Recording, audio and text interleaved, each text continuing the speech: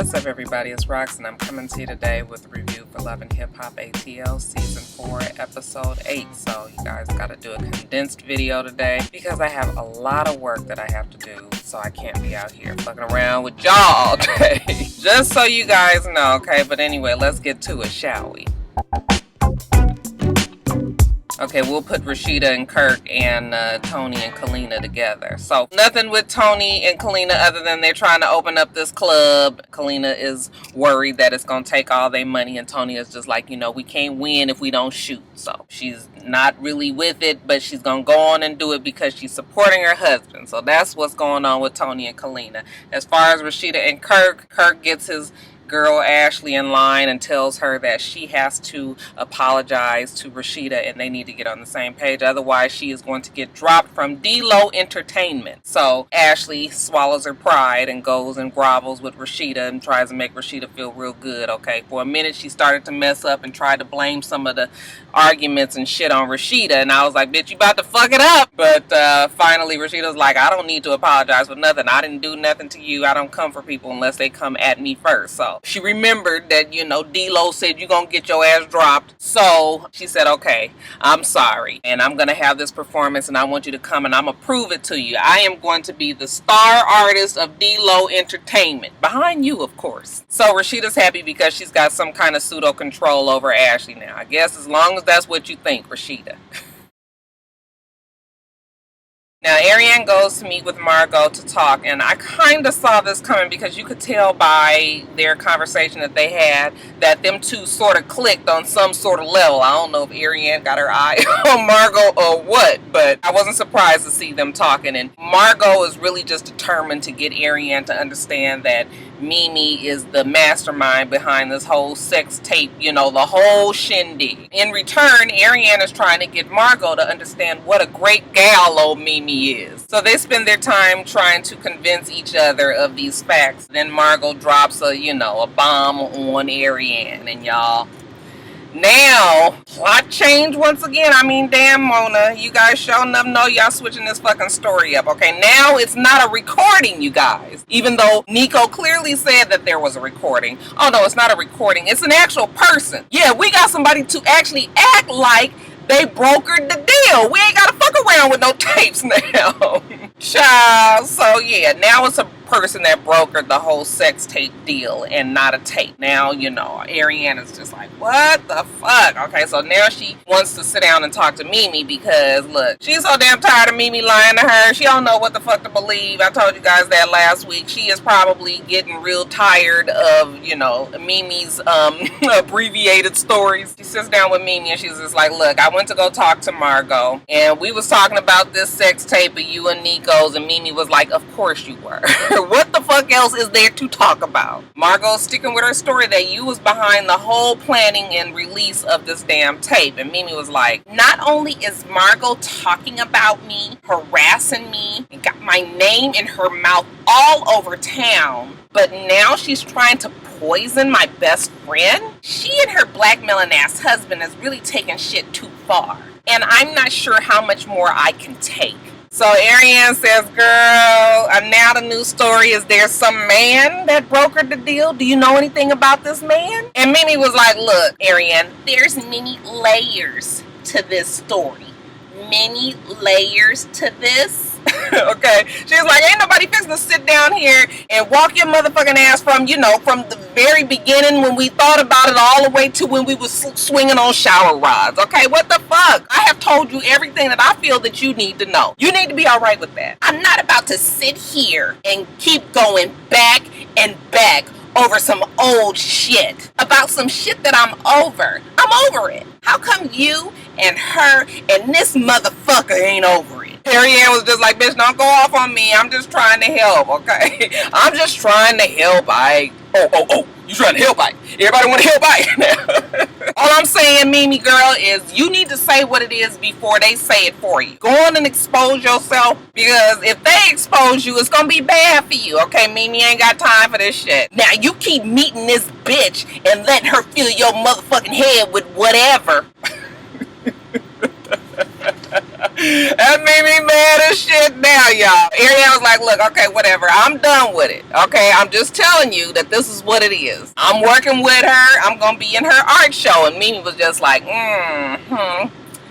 fucking amazing. Ariane was like, no, Mimi, don't even give me no drama about this. This is business. You cannot get mad. You are being petty. Petty? You motherfucking right, I'm being petty. Get out of here. And I was like, damn, Mimi, it's like that? Ariane's like, oh, you putting me out now? She was just like, yeah, I ain't giving you no hug or nothing, bitch. Get the fuck up out of my house, okay? And Ariane was like, kiss the baby for me. Now, so since Mimi, you know, I guess she figured that she's all caught up in this shit, you know, it's time for her to come clean. Again. How many fucking times has Mimi come clean about this goddamn tape? I mean, I feel like she done told us so many fucking stories. That's why nobody even believes her because, you know, but, you know, with all that being said, she says she's made mistakes just like everybody else. One thing I can't do is take any of it back. I honestly thought I could put all this behind me by putting a new Mimi Faust out there for the world to see. So I wrote a book, I started a new business, but none of that helped. Everybody in this town, all they want to talk about is this damn sex tape. I mean, really, what did you think, Mimi? I mean, we told you last season that this sex tape was the worst idea and that it was going to follow you for some time. It's only been fucking a year, okay? Whatever, you guys. Like I said, she says she back in control. She's taking control and spreading her truth and, you know, gonna tell the truth to the person that she should have told from the very beginning, okay? And then there's a knock at the door and we don't see who it is, but I'm assuming that it's going to be Stevie J. I don't know whom else Mimi needs to answer to. I mean, she don't even really have to answer to him, but I mean, both of her parents are not alive anymore, and I can't imagine who else she would be, you know. Who on this fucking show would she be feeling she has to give her truth to, you guys? So anyway, we'll see what the big truth reveal this time is next week.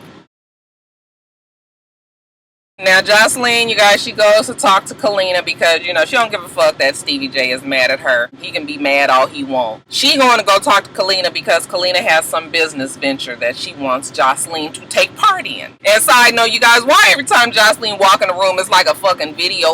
You know, they got to pan the camera from under here. You know, she got her fur on and her sunglasses, you know, and her smirk, and she's walking in. She can't never just walk in a damn place. Kalina's stressed about this damn club that she's opening with Tony, but you know what? She's stepping out on faith. She's giving her $75,000 and they putting all their savings into this club. Now, in order to make the club be a big success, she feels like she's got to get some talent in there. She wants to break new talent and she got to get some people in there that's going to draw a crowd. So she wants Joseline and Stevie J to come down there and sing Stingy with the Goody Guy. Joseline is telling us that, you know, Stevie J is tripping because he's focusing his attention somewhere else on Tiffany Fox and on Jessica Dime, fucking around with that damn Mimi, you know. She was just like, where the fuck they do that at? Right now, Stevie and I definitely are not talking. But I gotta get him on board for him and me to perform at Kalina's club. I'm just trying to figure out if I'm gonna have time to get the band and the production together.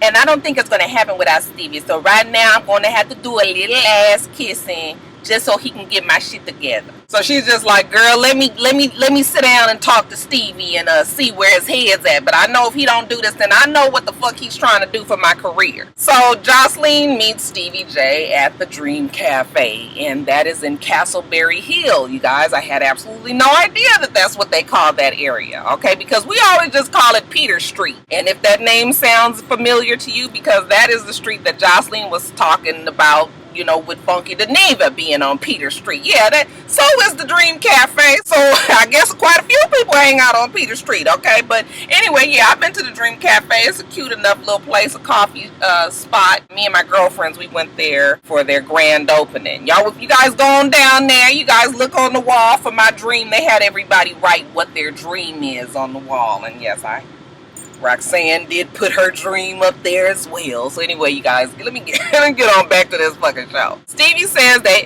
he don't know why Joseline is mad at him. He's just like, fuck, I ain't did nothing to girl. But you know what? She always get mad. So I always just like to stay clear when the bitch get into that kind of mode because, you know, he was just like, ain't nobody got time to be tussling with that strong ass broad. You entertaining your broke down baby mama with this fake ass management company. Them bitches that she bringing you, Tiffany Fox and Jessica Dimepiece, them two are local bitches. I am an international superstar. But if you want to entertain that tied down baby mama, then go right ahead. Because one thing for sure, the Puerto Rican princess, she always gonna make sure she on top. So Joseline is in a sticky situation, okay, because she wants to maintain her sassiness. However, she really wants to do this damn performance at this club and she needs Stevie's help. So she got to get him back on track for the performance. So she tells him that she's mad that, you know, he's working with Tiffany Fox and Jessica Dimepiece. That's like a disrespect and a slap in my face and a kick in my pussy.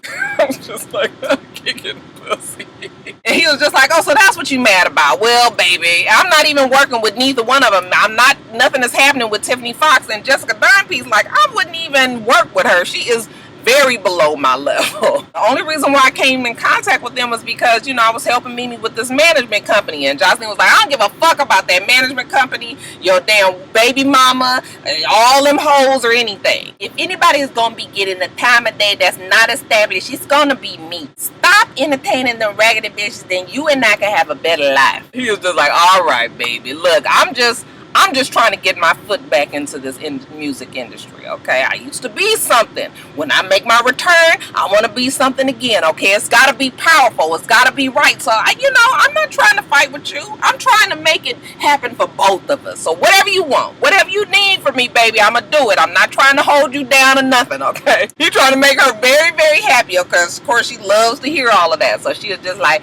Kalina wanted to perform at a club stingy with my cootie cat. And he was just like, okay, all right, baby, that's all you had to say. Okay, all this throwing orange juice and shit, you had to do all of that. Oh my god, what time is it? Okay, you guys, the baby mama brigade. Jock and his fucking baby mamas. Okay, now remember he had been told Baby Knees that he was going to bring her to this party and that she can sit down and talk to the girls and that he was going to tell everybody that she is his, number one girl and for everybody to fall in line. We've got the baby mamas together. Now we've got, let's see, Fatima. Fatima is baby mama number one. Okay, 14 years ago they got together, shit started to go down and then they had a little baby. After Fatima, we got Alex, okay? And Alex is a troubling sort, you guys, because Alex is still the wife. I guess she said something about 15 years, so she had to one-up Fatima. So, then I was getting fucked up with the timeline, because I was like, okay, 14 years and then 15 years. Like, how old is the nigga? Is the motherfucker 58? Because, has he been fucking since he was 6? How was she with him 14 years and then 15 years? Obviously some time was overlapping somewhere in this story, but Alex wouldn't let you know that, okay? She is still the wife, and she holds that like it's some sort of fucking, like it's some goddamn talisman that she needs to be very, very proud of the fact. I was just like, girl, you just gonna keep on saying that, that belongs to her, and that's her man, and they still married and yada, yada, yada. And then after Alex, we have Carla. And Carla and Cena were both on at the same time. It seems that they were both pregnant at the same time. And they both were pregnant with twins at the same time. So that is how Jock went from 4 kids to 8 kids. 2 sets of fucking twins. Where the fuck does that happen, right? Okay, so we got all the girls sitting together. Have Cena say it, they like to get together and they support each other because they are strong, black, independent women who have just so happened to fall in love with a man that has disappointed them all. Disappointed is a fucking understatement, right? Okay, you sitting up here with all the baby mamas. This nigga's obviously still involved with people overlapping each other, but somehow you guys are okay with each other.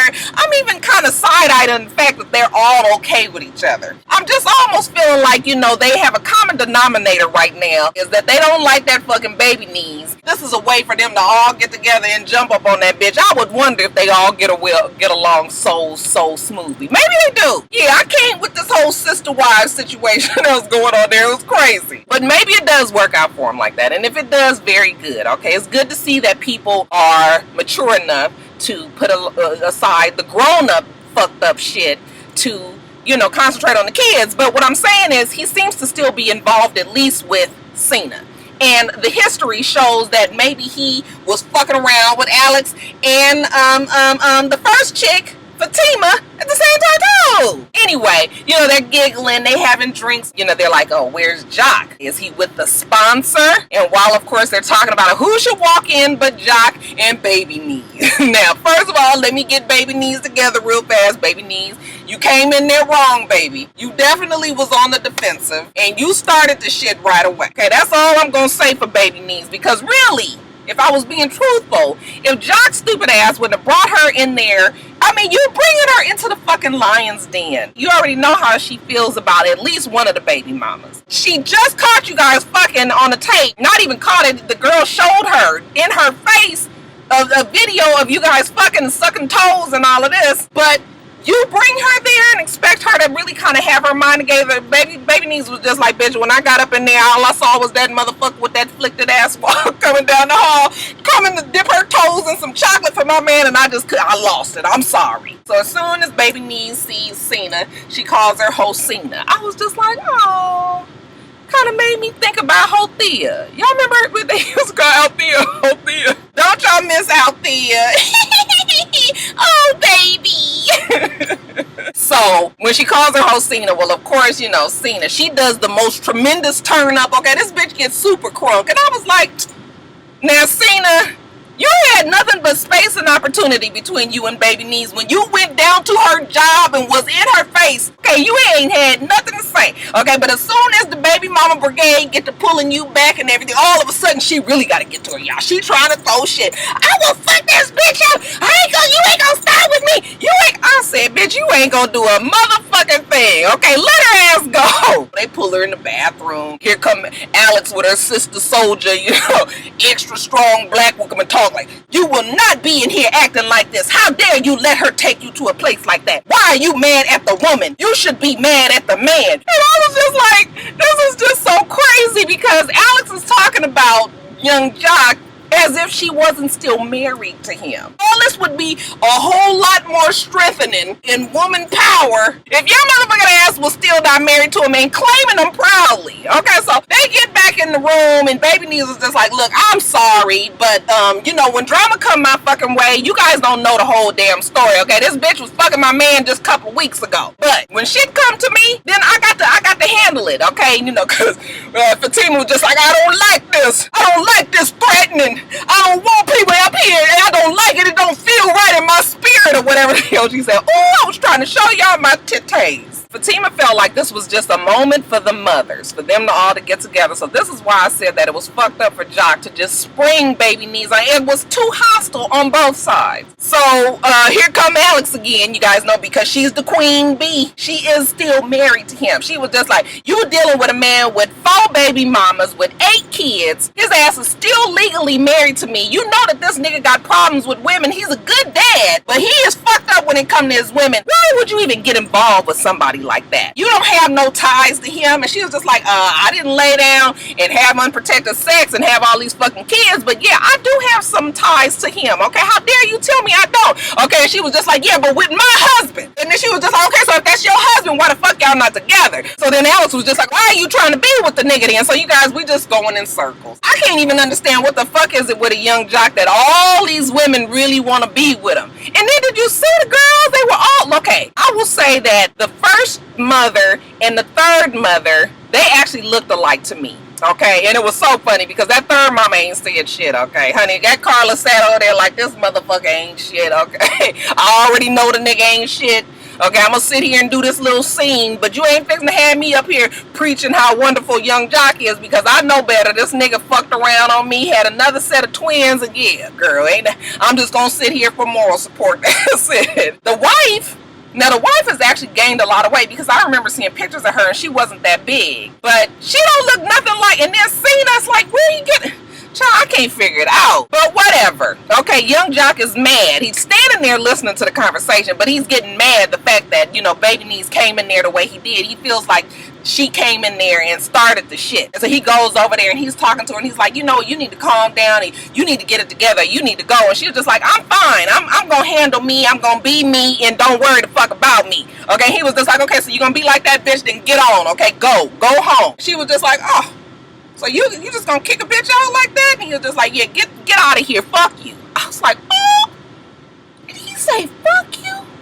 Y'all, that would really hurt me if my husband has never said that to me. Never. I have never had no man say that to me. I would be so hurt. Yeah, that was like a straw that broke the camel's back. So Baby Niece got on up out of there, honey. She took it on home, called the damn locksmith and had him come change the lock at the condo. The next night, I guess it's supposed to be, here come young Jock in his fingerprint sweatsuit.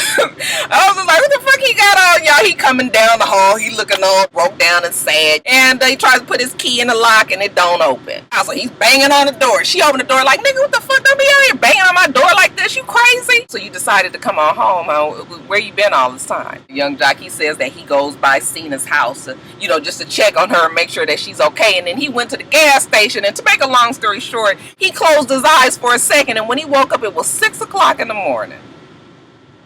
He didn't stay at Cena's house. He went to the gas station and went to Jock, do you really want us to believe you slept in your fucking car? Baby Niece's whole thing is just like, you left me hanging. I was there with all your fucking baby mamas and you didn't never even try to defend me. And he was just like, you know, I defend you all the time. And she was just like, when? You don't never defend me when it comes to them. I just be left, you know, hanging in the wind. And all of a sudden, you guys, she was talking and her voice was getting a little constricted. I was just like, oh, you gonna be all right.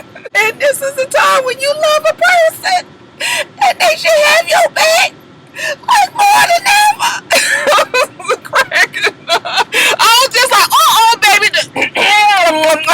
So how about you tell me exactly what you want with this relationship? Where you want the shit to go? And Jock said, well, you know what? I feel like, baby, we just need to take a break, you know, just so I can figure exactly what it is that we doing. So then the bitch got even madder, you guys. And then here came the voice constriction again. And she was just like, hey, what you not gonna do no more?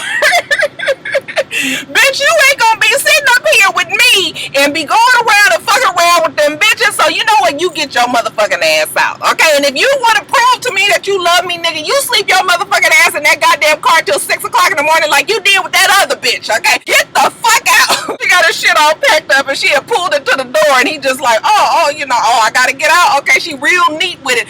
Get the fuck out, okay? And slams the door. And then old baby girl has like a breakdown, you guys. It's almost like Mona and them sat down and really relived the whole Waiting to Exhale movie, because everything in this damn show that Baby Niece and Jock does reminds me so much of the show, you guys. But anyway, she's overcome with emotion. She goes back to the room, you guys, and she's frantic. She's just like, oh, look at a woman, I don't deserve this. I did everything for you.